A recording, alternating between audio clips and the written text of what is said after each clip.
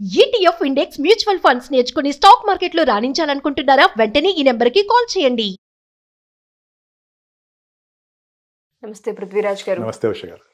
Rave party, దీని గురించి మనం 2 డేస్గా వార్తల్లో వింటూ ఉన్నాము. అవును. బెంగళూరులో జరిగిన ఈ పార్టీకి సంబంధించి మనం వింటే డ్రగ్స్ అని, తర్వాత కొన్ని పిల్స్ అని, తర్వాత టాబ్లెట్స్ అని కూడా మనం వింటూ ఉన్నాము. అవును. కొంతమంది సెలబ్రిటీల పేర్లు బయటికి రావడం జరిగింది, కొంతమంది కన్ఫామ్ అని చెప్తూ ఉన్నారు. అవును. ఏదేమైనా ఈ కేసుకి సంబంధించి మనం చూసుకుంటే అసలు ఎంతమంది ఈ రేవ్ పార్టీలో ఉన్నారు, అక్కడ జరిగిన అంటే సంఘటన ఏంటి, ఏ విధంగా చూడాలి, అండ్ వీళ్ళ విషయానికి వస్తే అక్కడ ఏమేమి లభించాయి పోలీసులకి, పూర్తి వివరాలు ఏంటి సార్? ఇది రేవ్ పార్టీ అసలు డెఫినేషన్ మనం ఫస్ట్ తెలుసుకుందామా. రేవ్ పార్టీ అంటే a gathering of a party for a party. కొంతమంది కలిసి ఒక పార్టీ పెట్టుకొని దానిలో యాక్చువల్గా రేవ్ పార్టీ అనేది డెఫినేషన్ చూసుకుంటే ఎక్కడ డ్రగ్స్ రావు మనకి. ఈ పార్టీకి పరిమితి అన్నది కొంచెం ఉంటుంది. ఒక్కొక్క స్టేట్ ఒక్కొక్క పరిమితి ఇస్తుంది. జనరల్గా ఒకళ్ళు ఎవరైనా పార్టీ చేసుకోవాలన్నారు అనుకోండి, వాళ్ళు అక్కడ ఉండేటువంటి పోలీస్ ఆఫీసర్ పర్మిషన్ తీసుకోవాలి. పర్మిషన్ తీసుకుని మేము ఇట్లా పార్టీ చేసుకుంటున్నాం అనుకుంటున్నాము అని చెప్పేసరికి పోలీస్ వాళ్ళు కూడా ఇన్స్పెక్షన్ రారు. ప్రైవేట్ ప్లేసెస్లో ప్రైవసీస్ ఉంటాయి కాబట్టి వాళ్ళు ఎప్పుడు ఇన్స్పెక్షన్ రారు.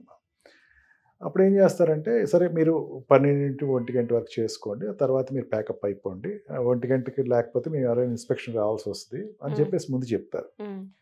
వితౌట్ పర్మిషన్ తోటి కనుక వీళ్ళు ఏదైనా చేస్తే కనుక అప్పుడు మార్నింగ్ వాళ్ళకి వచ్చిన ఇన్ఫర్మేషన్ బట్టి లేకపోతే నైట్ అయిన ఇన్ఫర్మేషన్ బట్టి వాళ్ళు రైడ్కి వస్తారు. జనరల్గా పోలీస్ వాళ్ళు ఎప్పుడు కూడా ప్రైవేట్ ప్లేసెస్లోకి రావాలి అంటే వాళ్ళు కోర్టు నుంచి పర్మిషన్ తెచ్చుకోవాలి. జనరల్గా ఏ వ్యక్తి అయినా సరే, ఈ స్టూడియోలో ఏదో జరుగుతుంది అనుకుందాం, షూటింగ్ జరుగుతుంది, పోలీస్ వాళ్ళు వచ్చి వెరిఫై చేసుకుందాం అనుకున్నారు అనుకోండి, they have to get the permission from the court. Court నుంచి ఏమైనా పర్మిషన్ తీసుకుంటారు, సర్చ్ వారెంట్ తెచ్చుకోవాలి. సర్చ్ అసలు ఇక్కడ ఏం జరుగుతుందో తెలుసుకోవాలి, సర్చ్ వారెంట్ తెచ్చుకోవాలి. సర్చ్ వారెంట్ తెచ్చుకొచ్చి దాని వాళ్ళు అప్రోచ్ అవుతారు. అప్రోచ్ అయ్యి లోపలికి వచ్చి అన్నీ ఎతుకుతారు. ఎతికి ఏదైనా కొన్ని దొరకకుండా వస్తువులు ఏమైనా ప్రొహిబిటెడ్ బై లా ఏదైనా ఉంటే కనుక వాళ్ళు సీజ్ చేసి దాన్ని అక్కడున్న వాళ్ళందరినీ, పార్టిసిపెంట్స్ అందరినీ అరెస్ట్ చేయడం జరుగుతుంది అనమాట.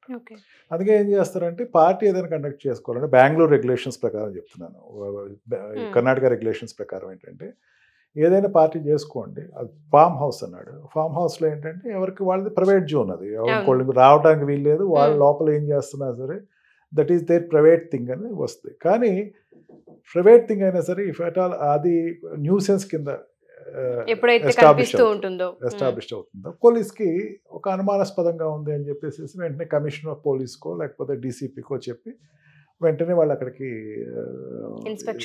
సర్చ్కి వస్తాం జరుగుతుంది. దీనిలో ఏమైందంటే రేవ్ పార్టీలో వాళ్ళు evening 5 to next day evening 5 వరకు పార్టీ అన్నారు. పార్టీ చెప్పినటువంటి రెగ్యులేషన్ 24 hours. ఖచ్చితంగా పోలీసు వాళ్ళు చెప్పు ఉండకపోవచ్చు. పోలీసు వాళ్ళు చెప్తే కనుక ఎంత కొంచెం టైం ఎక్స్టెండ్ కావాలండి అని చెప్పి వాళ్ళు మేనేజ్మెంట్, ఫామ్ హౌస్ మేనేజ్మెంట్ ఎవరైనా చెప్తే కనుక దాన్ని వాళ్ళు ఆటోమేటిక్గా సరే అయితే కొంచెం చేసుకోండి కాబట్టి క్లోజ్ చేయండి అని చెప్పేసి చెప్తారు. వాళ్ళు తొందర పెడతారమ్మా.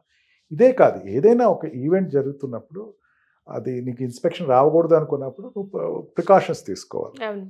వీళ్ళు కంటిన్యూగా వాళ్ళు పార్టీ చేసుకుంటాం, సెలబ్రేట్ చేసుకుంటాం అన్నది ఎదురు పోలీస్ వాళ్ళకి అనుమానం వచ్చి కమిషనర్ తోటి వితౌట్ సర్చ్ వారెంట్ వెళ్ళి అక్కడికి వెళ్ళటం జరిగింది పోలీస్ వాళ్ళు. పోలీస్ వాళ్ళ కథనం ప్రకారం ఏంటంటే, బెంగళూరు వాళ్ళ పోలీస్ వాళ్ళ ప్రకారం ఈ 150 మంది దీంట్లో పార్టీలో పార్టిసిపేట్ చేశారు. 110 to 150 ఉన్నారు. కొంతమంది పంపించేసామంటే దాంట్లో ఏదో 2 డీజేలు ఉన్నారన్నాడు, తర్వాత బ్యాండ్ వాళ్ళు ఉన్నారు. వాళ్ళ సంబడి వాళ్ళు ఆర్గనైజర్స్ ఏర్పాటు చేసినట్టు ఉంటారు. వాళ్ళు డబ్బులు ఇస్తే వాళ్ళు వస్తారు, చేసుకుని వెళ్ళిపోతారు. వాళ్ళు పార్టిసిపెంట్స్ కాదే, వాళ్ళు ఆ ప్రోగ్రామ్ ప్రమోటర్స్ అయి ఉంటారు. వాళ్ళ వరకు పోయిన తర్వాత ఇంకా 110 మంది ఉన్నారు, వీళ్ళని అరెస్ట్ చేసాము అంటారు.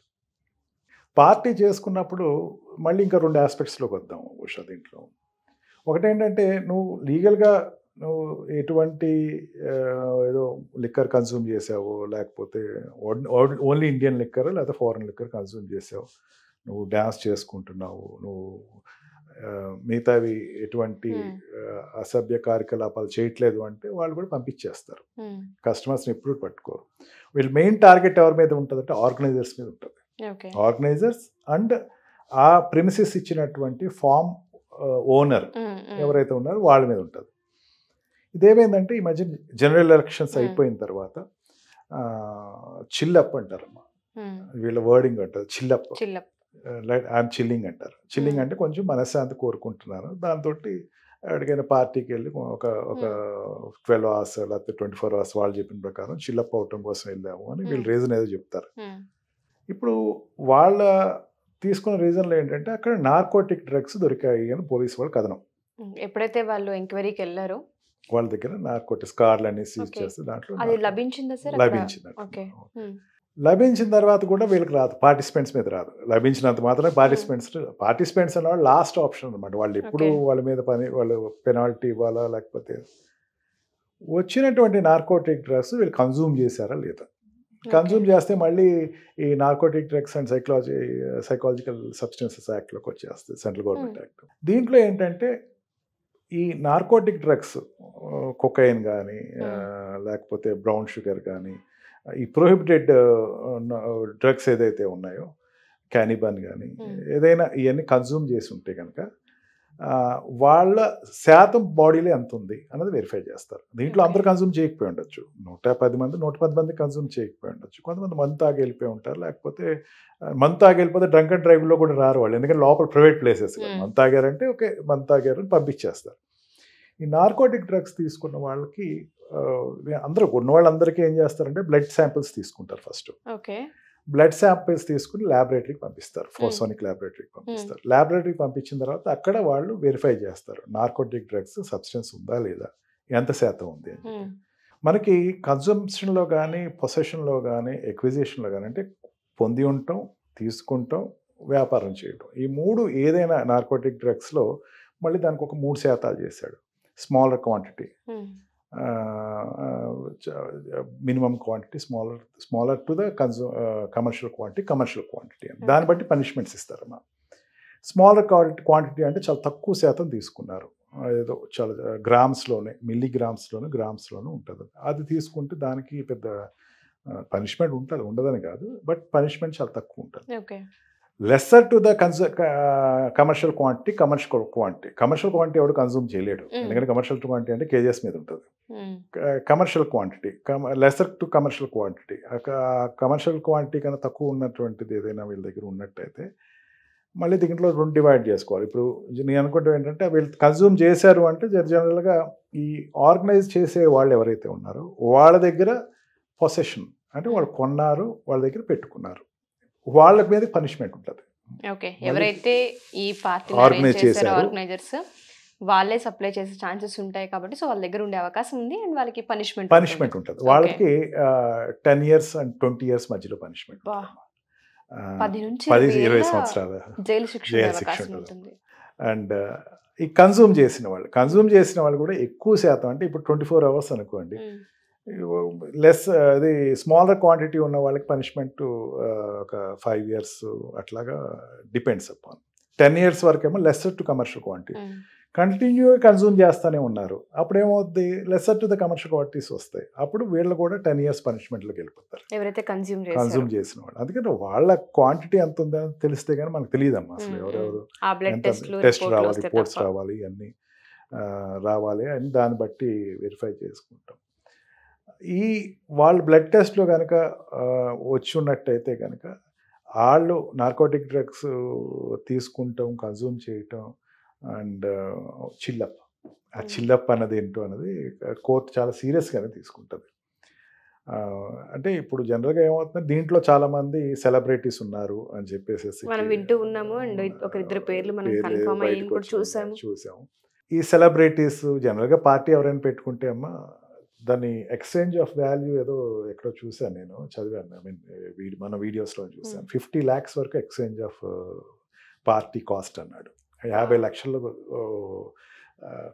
మూవ్ అయింది. అంటే నేను ఒక పార్టీలో జాయిన్ అవ్వాలనుకోండి, నేను డబ్బు కట్టాలి కదా, సరదాగా నన్ను పిలవరు కదా, నేను ఎంత కట్టాలి అనేది 50 lakhs వరకు ఎక్స్చేంజ్ అయింది ఆ పార్టీలోను అని చెప్పేసి. ఆర్గనైజేషన్ ఎంతైనా 50 lakhs ఒకటి చేశారంటే జనరల్గా ఏమవుద్దంటే ఒక పెద్ద పార్టీయో లేకపోతే పెద్ద పార్టీ కింద చెప్పచ్చు దీన్ని, సెలబ్రిటీస్ వస్తున్నారు అని చెప్తే లూర్ అవుతారు, కొంతమంది ఆకర్షించబడతారు.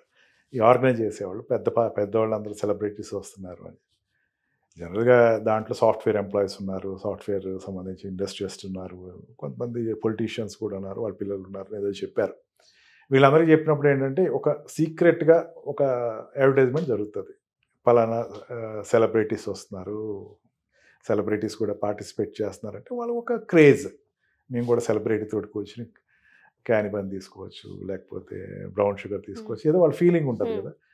వాళ్ళు వెళ్ళటం అన్నది అందులో ఇప్పుడు ఎలక్షన్స్, ఆంధ్ర ఎలక్షన్స్ కానీ తెలంగాణ ఎలక్షన్స్ కానీ చాలా గట్టి కష్టపడ్డారు పొలిటీషియన్స్ అందరూ. వాళ్ళందరూ కూడా కొంతమంది ఏంటంటే మేము బాగా చిలప్ అవ్వాలి, మేము కొంచెం రెస్ట్ తీసుకోవాలి, చాలా టెన్షన్ పడ్డాము, ఎండల్లో పడ్డాము, ఈ టెన్షన్ క్లియర్ చేసుకోవాలంటే మేము ఏ పార్టీలో జాయిన్ అవ్వాలనుకున్నటువంటి మైండెడ్ సెట్స్ ఉన్న వాళ్ళందరూ కూడా దీంట్లో జాయిన్ అవ్వటం. దాని పరిణామం ఏంటంటే ఇలా దారి తీసేస్తుంది. దీంట్లో ఒకటి చూడాలమ్మా మనం. ఒక కోణంలో చూసేస్తే ఉషా దీనికి కంప్లీట్ అవ్వదు. ఒకటి దొరికింది, దొరకనివి ఎన్నో ఉన్నాయి. ఒకటి దొరికింది అంటే దొరకనాటి గురించి మనం మాట్లాడుకోకపోతే కనుక అర్థం లేదు. అంటే ఎవరో కంప్లైంట్ ఇచ్చారు, అది వచ్చిన తర్వాత పోలీసు వాళ్ళు వచ్చారు, లేకపోతే పోలీసు వాళ్ళకి ఇన్ఫర్మేషన్ వచ్చింది అనుకుందాం. ఇన్ఫర్మేషన్ లేకుండా ఎన్ని అకృత్యాలు జరుగుతున్నాయి, ఎంతమంది వేరు వేరు ఎన్ని రేవ్ పార్టీలు జరుగుతున్నాయి, అక్కడ ఎంత కన్స్యూమ్ అవుతుంది, ఎవరు సప్లై చేస్తున్నారు. మీరు అన్నట్టుగానే 50 lakhs వరకు ఈ పార్టీకి సంబంధించిన డిమాండ్ పెరిగింది అంటే ఒక డబ్బునంత విచ్చలవిడితనంగా ఎలా చేయగలుగుతున్నారు. స్క్రీన్ మీద కనిపించే వాళ్ళు కావచ్చు, లేదంటే మీరు అన్నట్టుగా రాజకీయ నాయకులు కావచ్చు, సాఫ్ట్వేర్ ఉద్యోగులు కావచ్చు, ఎవరైనా సరే వీళ్ళందరూ ఏంటంటే ఒక రోల్ మోడల్గా ఎప్పటికప్పుడు కింద ఉన్న వాళ్ళకి కనిపిస్తూ ఉంటుంటారు. జూనియర్స్కి కావచ్చు, కొత్తగా రావాలనుకునే వాళ్ళకి కావచ్చు, స్కిల్ని ఎలా అప్డేట్ చేసుకుని వాళ్ళు అక్కడ దాకా వెళ్ళారన్న మోడల్లో మనం వాళ్ళని చూస్తూ ఉంటుంటాము. సడన్గా ఎవరినైతే మనం ఎక్కువ అడ్మైర్ చేస్తూ ఉంటుంటామో, ఎవరినైతే ఎక్కువ ఆకర్షిస్తూ ఉంటుంటామో వాళ్ళ ఫోటోలు, వాళ్ళ పేర్లు ఇలా డ్రగ్స్లో దొరికారు, లేదంటే ఇలా రేవ్ పార్టీలో ఇలా అన్నప్పుడు ఏం అర్థం కాదు. ఇటువంటి మనం రెగ్యులర్గా వింటూనే ఉన్నాం.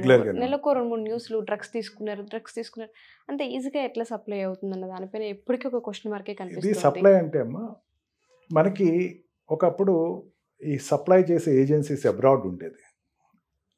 సౌత్ ఆఫ్రికా కంట్రీస్ కానీ, ఆఫ్రికన్ కంట్రీస్ కానీ, ఇటు పేద దేశాలు కొన్ని కంట్రీస్లో అమ్మా కెనబీ ఒకటి అండ్ కొన్ని కెమికల్ డ్రగ్స్ లీగల్.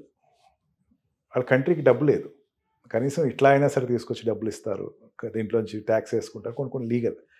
ఆ కంట్రీస్ తీసుకొచ్చి ఇండియాలో అమ్మటం, లేకపోతే ఈజీ అయిపోయింది, ప్రాసెస్ చాలా ఈజీ అయిపోయింది. ఇప్పుడు కొంచెం ట్రెండ్ మారింది, ఇండియాలోనే పండించడం మొదలు పెడుతున్నారు. ఇండియాలోనే పంటలు పండించడం, దాన్ని ఎక్కడే కెమికల్ ఎక్కడికక్కడ యూనిట్స్ వచ్చేసేసి సప్లై అన్నది.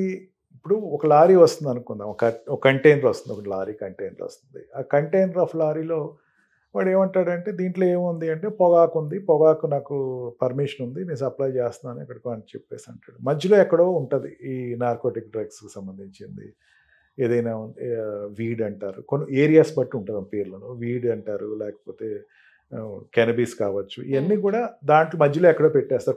క్వాంటిటీ కొంచెమే, కేజీ అంటే 2 కేజీలు అంటే ఎంత ఉంటుంది, ఇంత క్వాంటిటీ ఉంటుంది, దాంట్లో మధ్యలో పెట్టేస్తారు. అది కొన్ని లక్షలు ఉంటుంది, ఇట్లా పెట్టేస్తారు కదా, కొన్ని లక్షలు ఉంటుంది.